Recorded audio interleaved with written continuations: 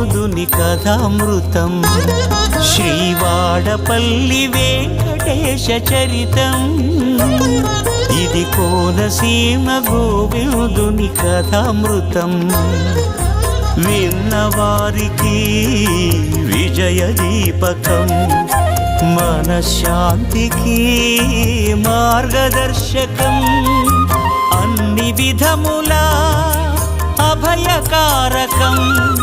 సిరులకు సిద్ధికి శ్రీముఖం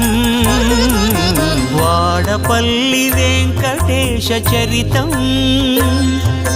కోనసీమ గోవిందుని కథామృతం ఇది కోనసీమ గోవిందుని కథామృతం